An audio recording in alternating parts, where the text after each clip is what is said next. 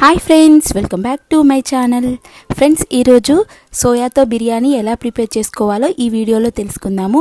ఈ బిర్యానీ చాలా ఈజీగా చాలా టేస్టీగా ప్రిపేర్ చేసుకోవచ్చు.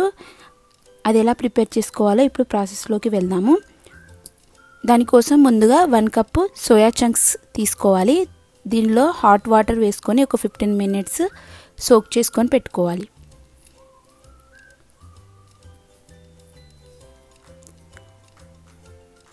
ఇలా 15 మినిట్స్ వాటర్లో నానిన తర్వాత వాటర్ అన్ని స్క్వీజ్ చేసుకుంటూ సోయాని వేరొక ప్లేట్లోకి తీసుకోవాలి.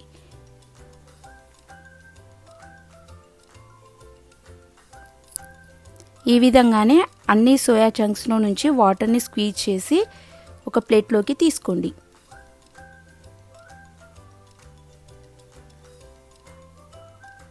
తర్వాత ఒక ప్యాన్ హీట్ చేసుకొని 1 టేబుల్ స్పూన్ ఆయిల్ యాడ్ చేసుకొని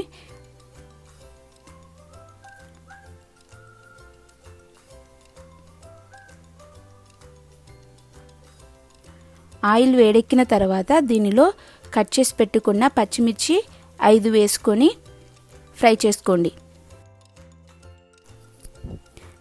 తర్వాత దీనిలోనే కట్ చేసి పెట్టుకున్న టమాటో ముక్కలు కూడా వేసుకొని లిడ్లో వచ్చేసి ఫ్రై చేసుకోండి.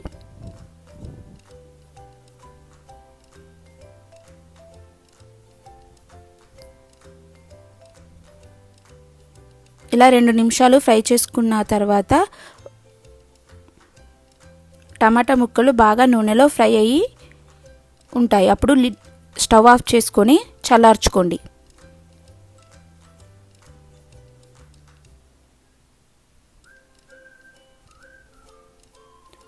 పూర్తిగా చల్లారిన తర్వాత ఒక మిక్సీ జార్లోకి తీసుకొని మెత్తగా పేస్ట్ లాగా చేసుకోండి.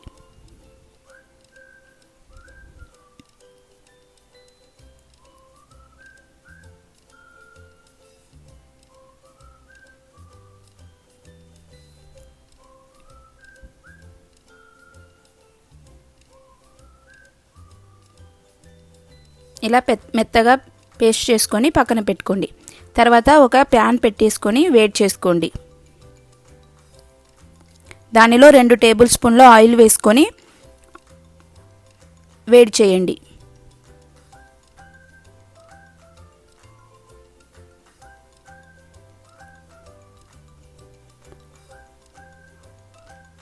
ఆయిల్ వేడెక్కిన తర్వాత దీనిలో బిర్యానీ ఇంగ్రీడియంట్స్ అన్నీ వేసుకొని ఫ్రై చేసుకోండి.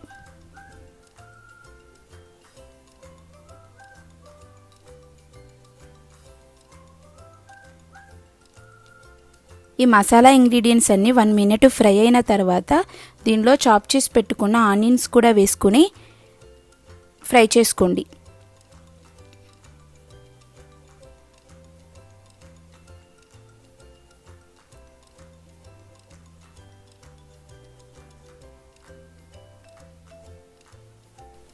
ఆనియన్స్ ఫ్రై అయిన తర్వాత దీనిలోనే 1 టేబుల్ స్పూన్ అల్లం వెల్లుల్లి పేస్ట్ వేసుకొని అల్లం వెల్లుల్లి పేస్ట్ పచ్చివాసన పోయేంత వరకు ఫ్రై చేసుకోండి.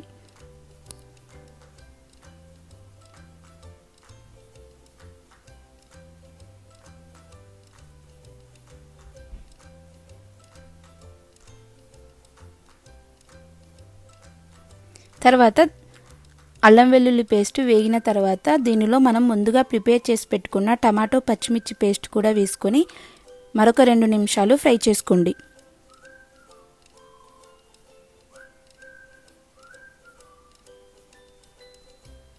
ఇలా నూనెలో ఫ్రై చేసుకోవడం వలన టమాటా పచ్చిమిర్చి పేస్ట్లో ఏమైనా పచ్చివాసన ఉంటే వెళ్ళిపోతుంది. ఇలా బాగా ఫ్రై అయిన తర్వాత దీనిలోనే చాప్ చేసి పెట్టుకున్న పుదీనా, చాప్ చేసి పెట్టుకున్న కొత్తిమీర కూడా వేసుకొని ఫ్రై చేసుకోండి.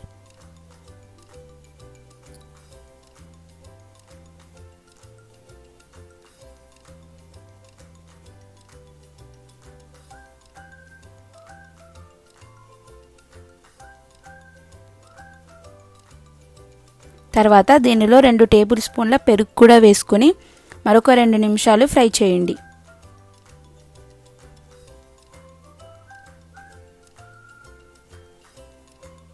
ఇలా ఒకదాని తర్వాత ఒకటి వేసుకొని ఫ్రై చేసుకోవడం వలన మనకు మసాలాలన్నీ బాగా ఫ్రై అయ్యి బిర్యానీ టేస్టీగా వస్తుంది.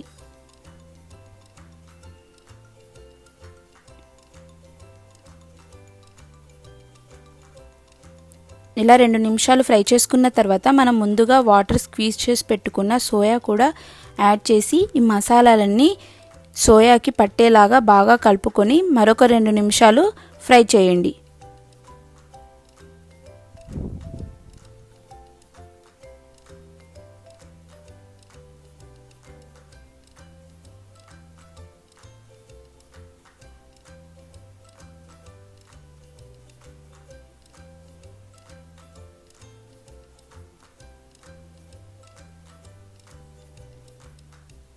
తర్వాత దీనిలో 1 table spoon chilli powder, 1 table spoon biryani masala లేక గరం మసాలా అయినా వాడుకోవచ్చు. తర్వాత రుచికి సరిపడినంత సాల్ట్, 1/2 టేబుల్ స్పూన్ జీలకర్ర పొడి, 1 టేబుల్ స్పూన్ ధనియా పౌడర్ వేసుకుని ఇవన్నీ సోయాకి పట్టేలాగా బాగా కలుపుకొని ఫ్రై చేసుకోండి. ఇందులోనే 1/2 టేబుల్ స్పూన్ పసుపు కూడా యాడ్ చేసుకోండి.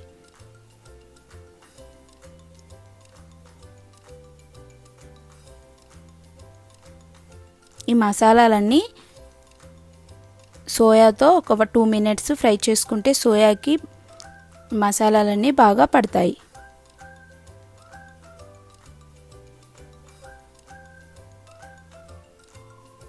తర్వాత దీనిలో 1 అవర్ ముందుగా నానబెట్టి పెట్టుకున్న బాస్మతి రైస్ వేసుకోండి.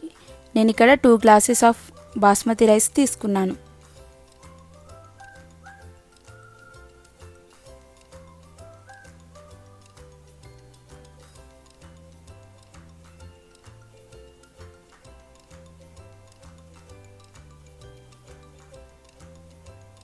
ఇలా రైస్ వేసుకొని ఒకసారి కలుపుకోండి.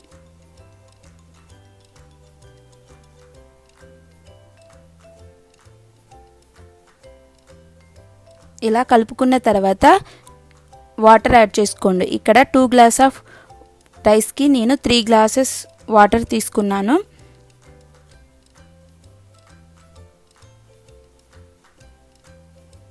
వన్ అవర్ ముందుగా సోక్ చేసి పెట్టుకున్నాం కాబట్టి 3 గ్లాసెస్ వాటర్ అయితే కరెక్ట్గా బిర్యానీ ఉడుకుతుంది.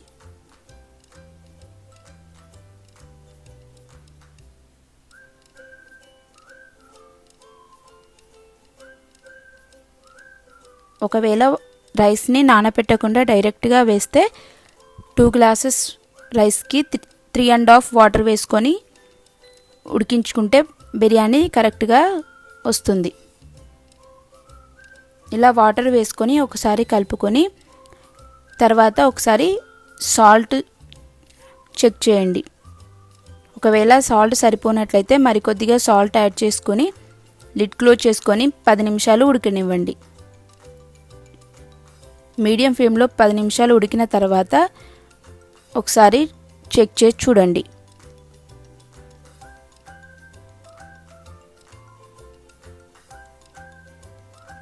తర్వాత ఒకసారి అంతా కలిపి మరొక 5 నిమిషాలు లో ఫ్లేమ్లో పెట్టుకోండి.